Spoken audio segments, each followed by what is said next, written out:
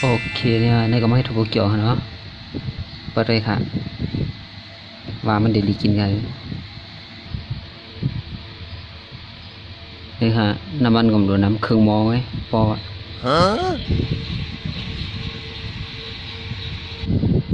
โอเคน้ำมันไหมอ่ะเราก็มาใส่นะ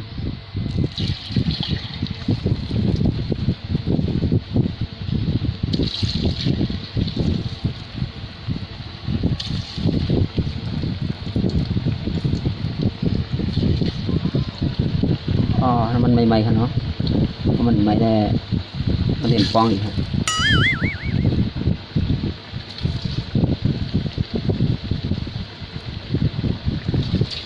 ก็ได้ก่อนนี่ค่ะเนาะโอเคเริ่มป้องแล้วอ่ะว้าวในการมาโขกงอเด็ดป้องขึ้นมาเลยค่ะเนาะอ๋อค่ะกำลังเหลืองน่ากินค่ะเนาะตึกหวานนะครับวันนี้โอเคค่ะนี่ก็โคทางปอกคำสองเลยค่ะเนาะนะครับกำลังป้องขึ้นมาค่ะเนาะกำลังป้องค่ะ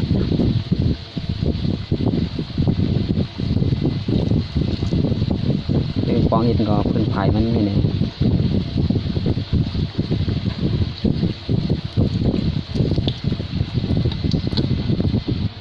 โอเคไม่สุกก่อนนี่ก็เอาออกเนาะ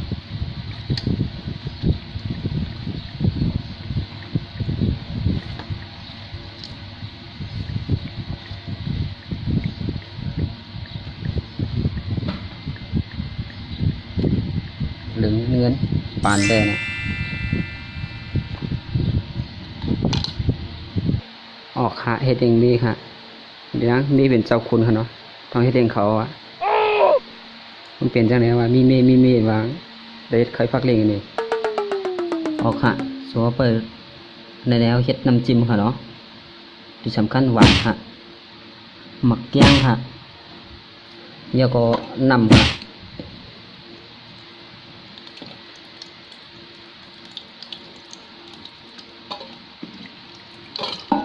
พอใส่ยาดอนพอก่อนนะกลุ่มพอโอนค่ะอ๋อค่ะถั่วพูก็สุกก่อนเลยค่ะเนาะก็ไม่ก็ถั่วเปิ้ลน้ำจิ้มเนี่ยค่ะถั่วพูโคค่ะถั่วพูเกี่ยวค่ะเนาะแต่ที่ว่าผู้ซักกับผู้ซักได้ผู้ค่ะเนาะได้ก็เขาได้เนาะโอเคค่ะเนาะอันจักมองผมเปียดค่ะเนื้ออิดก็เป็นเงินเป็นต้องค่ะเนาะ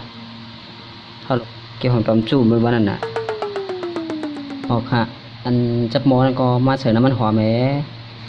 ยาก็ทางอันที่ขัดไรจางยิ้วค่ะก็เก็บน้ำก็ใส่น้ำเก็บเอก็ใส่เอนี่ค่ะเนาะโอเคค่ะเดี๋ยวต้องกูลองค่ะเนาะถั่วพูรีบจับหม้อ แล้วก็น้ำจิ้มแล้วก็ถั่วพูเกี่ยวค่ะเนาะปอกจางหมูได้ไงก่อนนะเนี่ยนะน้ำใจดีกันได้ค่ะแน่มาค่ะมาค่ะกินน้ำมันค่ะโอ้ขาลองด้วยว่า หวานเป็ดเจ้าค่ะเนาะคนเฮ็ดหมูเฮ็ดหนักค่ะด้วยว่าข้าวมาช่วงนี้ถึงจะเกี่ยวคลิปของข้าเนี่ยอย่าลืมกดไลค์กดแชร์กดติดตามให้ค่ะเนาะเพราะเฮ็ดกับพักแต่งหนักพักนาตอนนี้ถ่ายลงค่ะเนาะโอเคค่ะมาช่วงนี้คนเอาปฏิเฮ็ดสั่งอย่าไปโกงค่ะเนาะอย่าไปโกอย่าไปอายค่ะเพื่อโกเพื่ออายในกล่องจังเปลี่ยนสั่งค่ะเนาะค่ะไม่ช่วงค่ะ